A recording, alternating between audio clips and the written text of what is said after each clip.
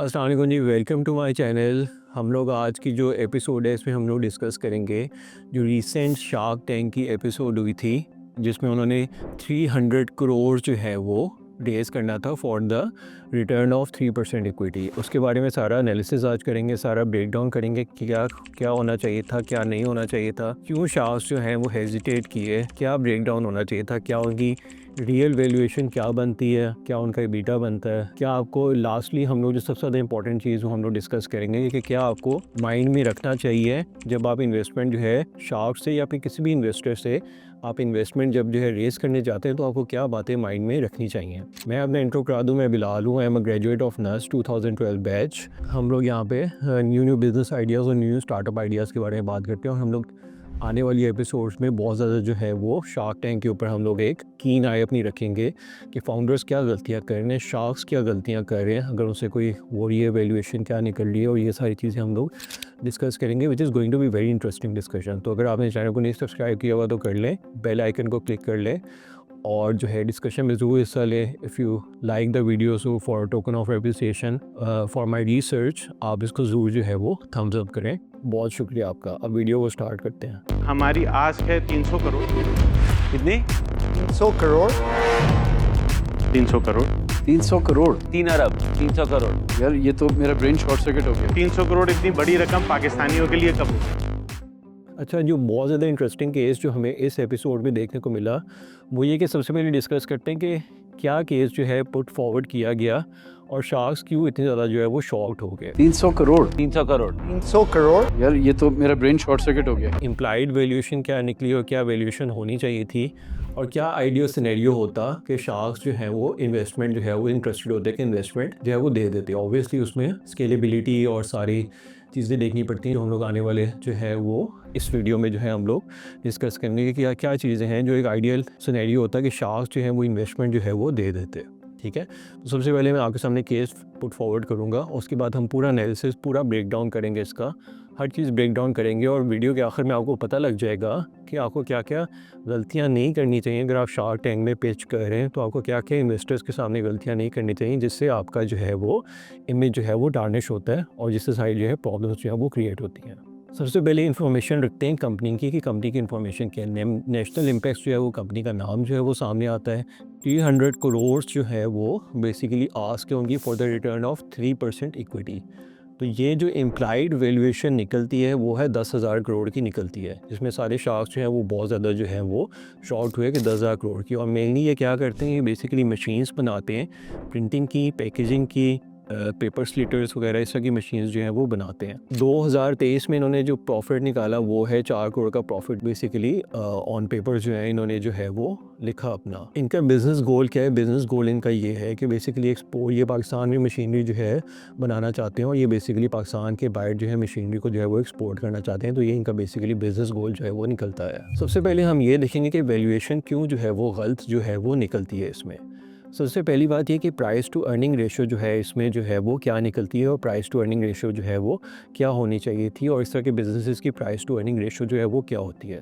सबसे पहली बात ये कि प्राइस टू अर्निंग रेशो इनकी जो है वो निकलती है 2500। अच्छा, पाकिस्तान के कॉन्टेक्स्ट में अगर आप ये देखें तो price to earning ratio of 2500 is pretty much unrealistic and it's very high. Mature industries जिस तरह प्रिंटिंग और पैकेजिंग की इंडस्ट्रीज़ होती हैं पाकिस्तान में, उनकी प्राइस टू अर्निंग रेशो जो है वो 5 to 15 के जो है वो राउंड अबाउट इतनी जो है वो निकलती है। इवन जो हाईटेक कंपनीज होती हैं उनकी प्राइस टू अर्निंग रेशियो जो है वो 50 to 100 जो है ये होती है पाकिस्तान में। अब जो है फेयर वैल्यूएशन जो है वो क्या निकलनी चाहिए थी, अगर हम price to earning ratio of 10 जो है उसको इम्प्लाई करें, वो निकलती है 40 करोड़ रुपीज़। तो इससे हमने क्या कंक्लूजन निकाली कि 10,000 करोड़ की जो वैल्यूएशन है प्रीटी मच अनरियलिस्टिक है और बहुत ज़्यादा हाई जो है वैल्यूएशन जो है वो निकलती है based on their current profitability, जो उनका प्रॉफिट हो रहा है एक साल में उसके बेस पे। अच्छा, अब सिनेरियो जो है वो क्या निकलता है कि शार्क्स जो है उसमें इन्वेस्ट करते हैं। शार्क्स के इन्वेस्ट करने के लिए आपकी जो वैल्यूएशन है वो आपके जो है वो आस्क और इक्विटी से जो है वो तीनों चीज़ें जो है वो अलाइन जो है वो करनी चाहिए, और बिजनेस को जो है strong potential for the growth जो है वो शो करवाना चाहिए।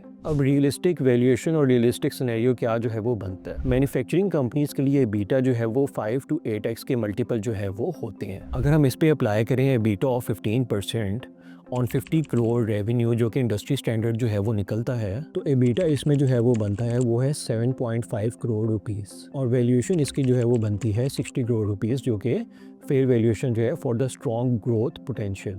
अब इस वैल्यूएशन की बेस पे 3% of the stake would be, investment जो है वो निकलती है 1.8 करोड़ रुपीस। शार्क्स जो है they might have been interested to invest in this company अगर उनकी आस जो है वो वैल्यूएशन से जो है वो मैच करती है। For example 10% equity for 6 crore rupees. Sharks के लिए आइडियल इन्वेस्टमेंट जो है वो क्या होनी चाहिए थी? शार्क्स जो है वो ऑफर कर सकते थे 5 to 10 crore rupees for 15 to 20% of the equity, valuing the company between 40 to 60 crore rupees. या फिर शार्क्स जो है वो एक मॉडल प्रपोज कर सकते थे कन्वर्टेबल डेट स्ट्रक्चर, जिसमें जो है funds are lent with an option to convert into equity if the specific milestones are met. अब इसमें हम लोग आगे जाके देखते हैं कि एबिटा एक्सपेक्टेशंस जो हैं वो क्या हैं। देखें, जो आइडियल एबिटा मार्जिन है फॉर अ मैन्युफैक्चरिंग कंपनी इन पाकिस्तान वो है 15 to 25%. Up to justify their valuation claim, the company would need revenues of 500 to 800 crores annually और EBITDA 75 to 100 करोड़ रुपीस का। क्योंकि इनका करंट प्रॉफिट जो है वो 4 करोड़ रुपया है, this is far from achieving this. Sharks ने क्यों जो है ये ऑफर जो है वो रिजेक्ट की, अब हम ये देखते हैं। 10,000 कंपनी की valuation for a profit of 4 crore rupees annually, this is not justifiable.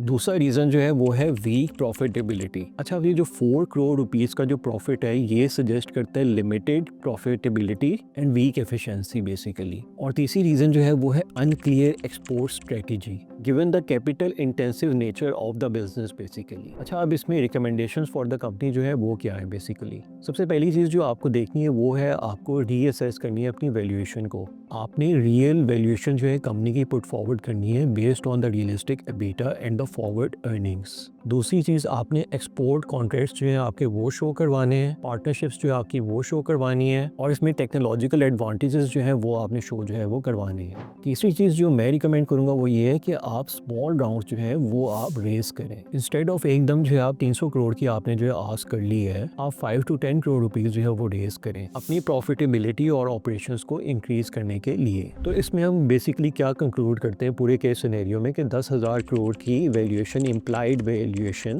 जो है वो अनरियलिस्टिक है given on the profitability of 4 crore rupees. Fair valuation जो है वो आपकी बनती है कंपनी की 40 to 60 करोड़ रुपीस और अप्रोप्रिएट फंडिंग जो इनको मांगनी चाहिए थी वो 5 to 10 करोड़ रुपीस की for the equity of 15 to 20% of the company. अच्छा, अब जो हम लोग देखते हैं कि शार्क्स ने क्यों हेजिटेट किया, और जब भी आप इन्वेस्टर्स को पिचिंग करते हैं इस तरह की, जब अनरियलिस्टिक वैल्यूएशन आप लेके जाते हैं तो वाई आर दे हेजिटेंट, और शार्क्स ने क्यों बेसिकली इसको जो है वो रिजेक्ट की ऑफर को, उसका कंप्लीट जो है ब्रेक डाउन जो है हम करते हैं। सबसे पहली चीज़, जो फाउंडर्स की lack of understanding of the valuation और इतनी over estimate of the valuation है वो शो करती है कि they do not have the clear understanding of the business, जिससे क्या होता है कि इन्वेस्टर्स का जो ट्रस्ट जो है वो इरोड होता है। अच्छा, ये चीज़ जो है इतनी क्यों जो है वो मैटर करती है। सबसे पहली चीज़ ये कि जब इन्वेस्टर्स जो है वो इन्वेस्ट करते हैं तो वो बेसिकली एक रिस्क ले रहे होते हैं, तो उसमें उनको प्रोपोर्शनल जो है वो रिटर्न जो है वो चाहिए होता है। जब कंपनी जो है वो ओवर वैल्यूड होती है तो रिटर्न ऑन इन्वेस्टमेंट जो है वो डिक्रीज होता है सिग्निफिकेंटली, और इन्वेस्टर्स जो है इन्वेस्ट कर रहे होते हैं for the equity they are taking for the company, it will take years to yield the returns basically. अब सेकेंड चीज़ जिससे जो है शार्क्स ने हेजिटेट किया बेसिकली इन्वेस्ट करने से वो है लो प्रॉफिटेबिलिटी इसकी। अच्छा, अब हम जब मैन्युफैक्चरिंग सेक्टर में देखते हैं तो profitability of 4 crore rupees annually is too low.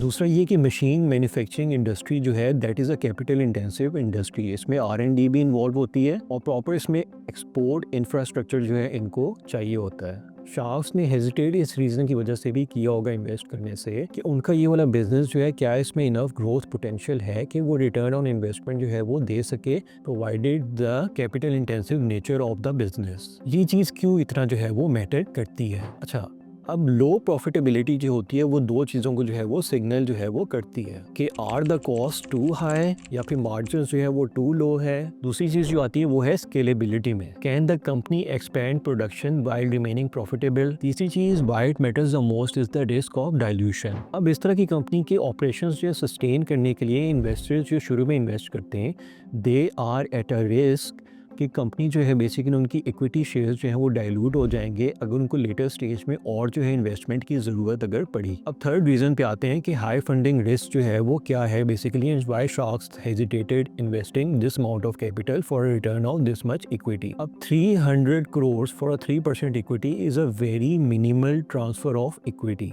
For an unrealistic extremely high valuation. अगर जो है शार्क्स 300 करोड़ रुपीज़ जो है इन्वेस्ट कर रहे हैं तो उनको उस लिहाज से इक्विटी भी उसमें चाहिए होगी ताकि वो की डिसीजंस बिजनेस के जो है वो ले सकें इन द फ्यूचर, और उनके पास एक प्रॉपर कंट्रोल हो कंपनी का। ये चीज़ क्यों जो है इतना मैटर करती है, because there is a mismatch of risk versus reward. 300 crore rupees अगर इन्वेस्टर्स जो है इन्वेस्ट कर रहे हैं जबकि उनका एनुअल प्रॉफिट जो है 4 करोड़ रुपीज़ एनुअल, ये इट्स अ ह्यूज रिस्क। इसमें सेकंड चीज़ जो है वो इक्विटी ओनरशिप जो है वो आ जाती है। 3% इक्विटी जो होती है वो बहुत मिनिमम जो है ओनरशिप ऑफ द कंपनी होती है। जब 3% इक्विटी आपकी होती है तो कंपनी की डिसीजंस में इतनी से आपकी नहीं होती, और इतना ज़्यादा कैपिटल इन्वेस्ट करने के बाद it is not very attractive for the sharks and for the investors. Number 4 चीज़ जो आ जाती है कि sharks why would they have hesitated in investing in the company is basically capital intensive nature of the business. अब आपने कुछ चीज़ें जो है इसमें अंडरस्टैंड करनी है कि मैन्युफैक्चरिंग मशीनरी जो है वो बहुत एक कैपिटल इंटेंसिव जो है बिजनेस है।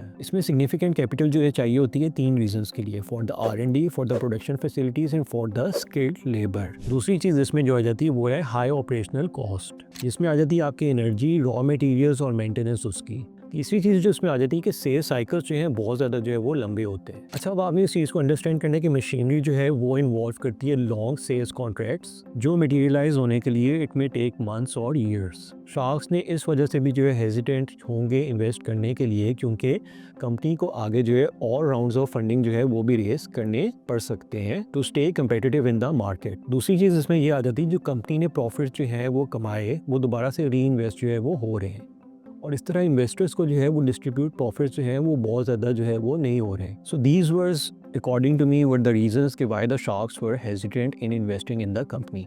आप बताएं कि आप इस तरह की कंपनी में इतनी वैल्यूएशन के साथ इन्वेस्ट करेंगे? मेरे ख्याल से इट वाज राइटली कि they have not invested in the company provided the not so good valuation and not so clarity of the valuation provided the profit इतना जो है 1 year का जो है वो इतना निकल रहा है। in comparative disadvantages के शार्क्स जो है उनकी ओनरशिप इतनी कम क्यों होगी for the investment they are making in the company।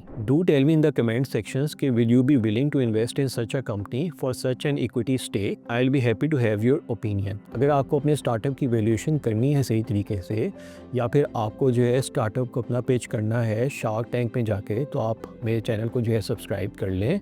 हम यहाँ पे आने वाली एपिसोड्स में बहुत ज़्यादा राइट वैल्यूएशन के बारे में और राइट इन्वेस्टमेंट रेस करने के बारे में और क्या चीज़ें आपको माइंड में रखनी चाहिए इन्वेस्टमेंट रेस करने के लिए वो हम डिस्कस करेंगे। Thank you so much, see you in the next video.